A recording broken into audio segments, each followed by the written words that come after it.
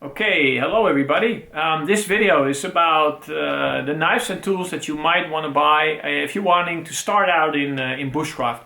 And you know, I know that it took me a while to get through all the videos and discovering what tools and this and that, and I bought a lot of stuff that I ended up not even using. My first knife was a Feldkniven S1, might be familiar, but that's really a beefy knife, and I went to my first bushcraft weekend thingy, and it ended up being a way too big knife for the most of the tasks that we needed to do, like making a figure 4 trap, doing a little feather sticking and stuff. The only thing I could really use it for was really batoning, and that wasn't really necessary because we had an axe also. But anyway, to prevent, I want to help you prevent buying a lot of stuff that you might not even use, unless of course you like it for the collection. But I have a list of tools that I think are very helpful.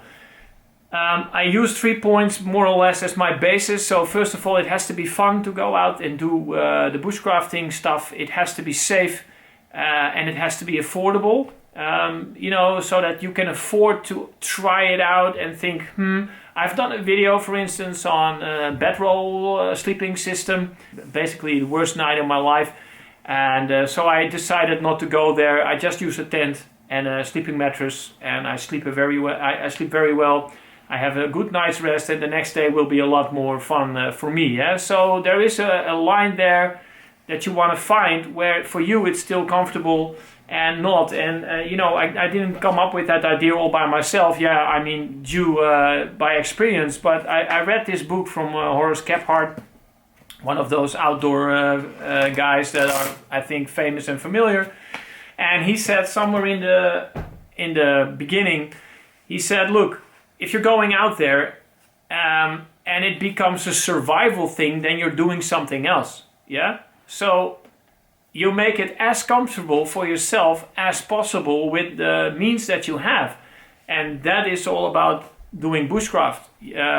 You find something you like and you make it work for yourself. So if you have to bring a trailer with a toilet and a shower and whatever, because that makes it comfortable for you, and then you go out there and do all your bushcrafty stuff, then that's the way you do it. If you just want to go into the wild with only a knife and a blanket and you say that is what I like and that's how I find my relaxation, then by all means do it that way. So I think it's also a process about finding where that spot is for you, and honestly, before you get to that point, you want to know what tools do you need at that point. And I think that's where most people go wrong. They buy all the tools for every contingency, and then they end up doing only the one or the other, and a lot of tools are then actually you bought them for no reason except for having them or whatever. I mean, if you're a prepper and you want to just have all that stuff, then go for it. Okay, so let's get to the list. And of course the first knives are, I think, very predictable. So they are, of course, the Mora Companion with a plastic sheath, stainless steel, and the Opinel number 8. Or number 9 if you have bigger hands, or number 7 if you have smaller hands, but number 8 is usually good to go. So a Mora Companion and an Opinel, and of course, maybe if you're already into that, you get a sharpening system because you have to keep your knife sharp. You can go with a DC4 stone from Feldkniven, or maybe a strop. Now let's have a closer look on why. Let's start with the Mora Companion. First of all, it is made of stainless steel, and that means that it has low maintenance.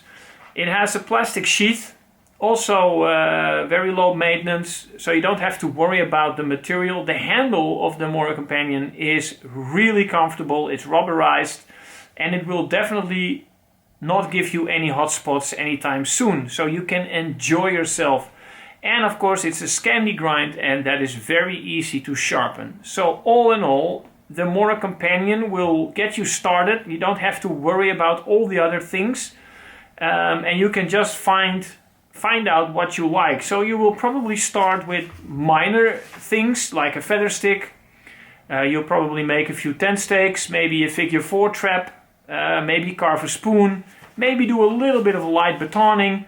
But all those things you can practice with a Mora companion, and for the money, you know, you can't really go wrong there.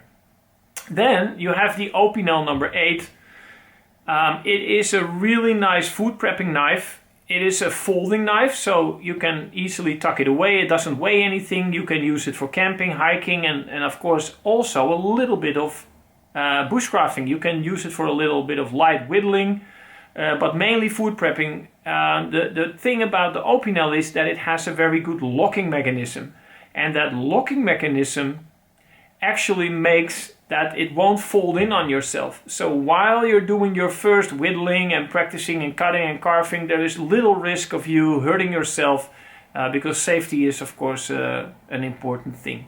Alright, so as far as this goes, you can go a long way. Some people never actually trade in their Mora companion for another knife. They use it forever. So if you just have these two knives and a sharpening tool, you can go a long way. But let's assume that you want to go one step further.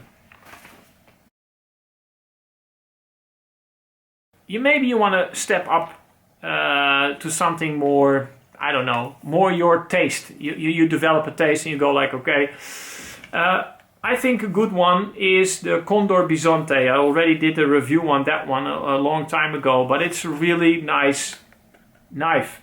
And why do I say that? Well, one thing is that the handle of this knife is fantastic. Again, you will probably not develop any hot spots. The Condor Bush Lore also has a great handle. So you'll like it. You can use it a lot and you don't have to worry about hot spots quite soon. It also has a walnut handle, and that requires maintenance. Yeah, so you have to learn a little bit about the materials, and you have to bring a little bit of oil to maybe sometimes treat your handle and to keep it in good condition. The steel is 1095, and that is a steel that rusts easily. That's why they coated it. And again, it requires maintenance. You have to dry it off, but that learns you about materials. The Mora was stainless. This one, at least you can buy the Mora in stainless and carbon, but I suggest you buy stainless. And this one is carbon steel, so you have to maintain it. 1095 steel is really tough. You can beat the crap out of this and it won't do anything. And that is of course very good if you're in a learning process. And it does need a little bit more resharpening. So again, you learn about the steel, you learn about the Scandi grind, resharpening it on a stone, maybe on your strop. You need to learn about the handle. The sheath is really decent. It has a dangler, which is quite nice, but you'll get to that later, because the Mora companion was a clip. Now you have something with a dangler. It can hold a fire steel, so you can start practicing with that as well. It isn't included, a fire steel. Again, that is something you might want to go do or not do, but a fire steel is easy bought. And the leather needs to be maintained as well. So you learn a lot about different materials and how to maintain that, and I think that is part of the bushcrafting experience, is learning how to use different equipment and actually maintain it. Of course, you can buy a BPS knife that has the same setup, leather sheet, wooden handle, decent steel, for about the same price or even a little bit cheaper. I mean, there are alternatives, you know, but again, it's not about the brand. I'm just saying that this is a really good knife to get started with, and it still won't break the bank. So now you can get into a little bit better stuff like batoning, building a small shelter, doing a little bit of cooking, cooking setup with maybe some adjustment and stuff. So you can move up on the bushcraft scale. But you might want to add an extra tool, and that is the Victorinox Farmer. And the reason why is of course the saw blade, which is really decent, and you can saw through pretty big branches. It's also a folding knife, so now you'll have to learn how to use that. And this one is actually decent. It's a really decent blade. It's a little bit better than the red scales because it's a little bit thicker, a little bit stronger. the slip lock is a little bit tighter than the red scale models. So this can also be your food prepping knife and maybe light whittling, but again, now you have to watch out that it doesn't fold in on you. But you do have the saw blade. So that adds a new dimension to your whole bushcraft skills.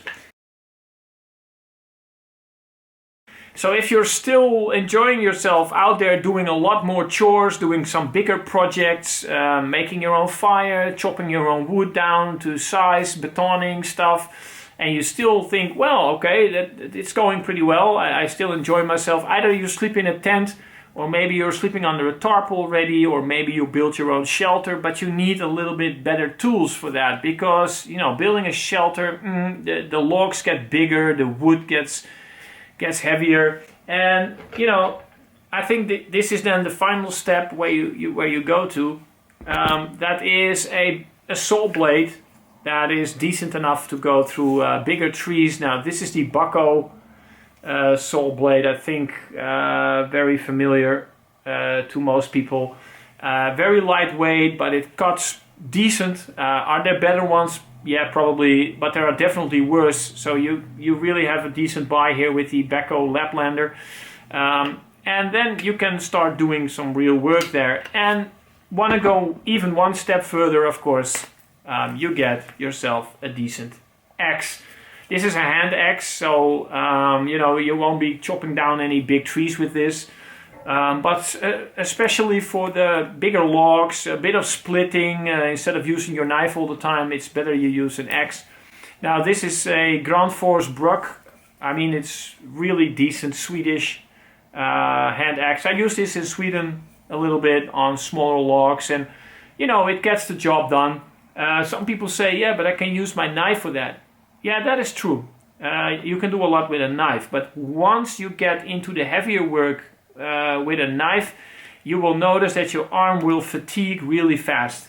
Yeah, because it takes so much strength to just get all the cutting done, where an axe already has the weight and a little bit of length, so you have a lot more power swinging this, and it will take out bigger chunks, and in the end this will get the job done quicker, and you'll last a little longer using an axe. Again, you have to decide for yourself, but an axe, again, when you start chopping down trees in Sweden, that is really like forbidden.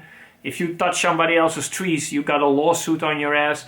And in the Netherlands, no way that you can just go into a forest and cut down a tree. So for me, this thing is kind of like, yeah, I use it sometimes, but I met my limit. Let me say, with step 2. For me, the limit is here. Doing a little bit of bushcraft, getting some branches off the floor, sawing down some sticks.